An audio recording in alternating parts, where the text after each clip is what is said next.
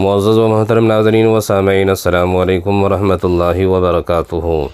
پیارے ناظرین و سامعین، فلسطین اور اسرائیل کے درمیان جو جنگ چھڑی ہوئی ہے اور لڑائی دونوں کے درمیان چل رہی ہے، اس لڑائی میں اب تک نہ جانے کتنے لوگوں کی جانیں جا چکی ہیں اور اسرائیل کی طرف سے برابر بمباری ہو رہی ہے، جس میں بے قصور شہریوں کی جانیں ضائع ہو رہی ہے۔ اسی بیچ ایک اچھی خبر سامنے نکل کر آ رہی ہے کہ فلسطین کا تعاون اور ان کی مدد کرنے کے لیے ایک ملک نے حامی بھر لی ہے۔ تو پیارے ناظرین و سامعین، آپ سے گزارش ہے کہ خبر شروع کرنے سے پہلے، آگے بڑھنے سے پہلے آپ تمام ہماری چینل کو سبسکرائب ضرور کر لیجئے اور ویڈیو کو زیادہ سے زیادہ شیئر کرنے میں ہماری مدد کیجئے۔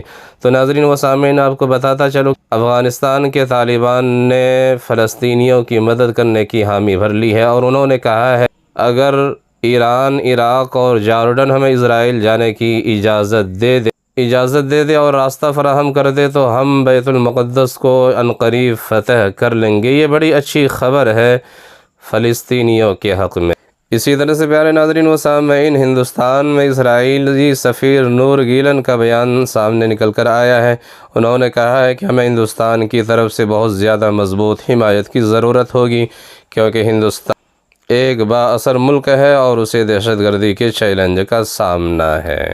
اسی بیچ جناب بیرسٹر اسد الدین اویسی صاحب نے اسرائیل فلسطین جنگ پر بیان دیتے ہوئے کہا ہے کہ میری دعا ہے کہ فلسطین کے مقبوضہ علاقوں میں امن قائم ہو۔ اسی طرح سے بی ایس پی سے ایم پی دانش علی کا بھی اس بیان سامنے نکل کر آیا ہے اور انہوں نے کہا ہے کہ اقوام متحدہ کو اس جنگ کو فوری طور پر روکنا چاہیے۔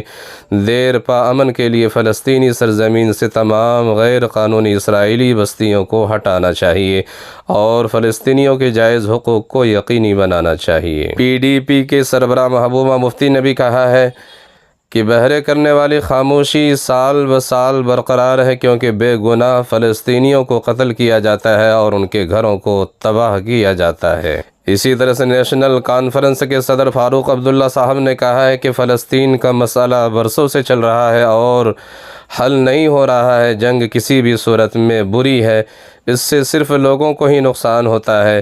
افسوس کی بات ہے کہ اقوام متحدہ ناکام ہو چکی ہے۔ اسی طرح سے پیارے ناظرین و سامعین، اداکارہ سوارا بھاسکر فلسطین کے حمایت میں بیان دیتے ہوئے انہوں نے کہا ہے کہ اسرائیل پر حماس کے حملوں پر آپ کا صدمہ مجھے منافقانہ معلوم ہوتا ہے اگر آپ فلسطینیوں پر اسرائیل کے حملوں کو محسوس نہیں کرتے۔ تو ناظرین، آپ سے گزارش ہے کہ آپ اپنے کمنٹ کے ذریعے سے اپنی رائے کا ضرور اظہار کیجیے اور فلسطینیوں کے حق میں دعا ضرور کیجیے۔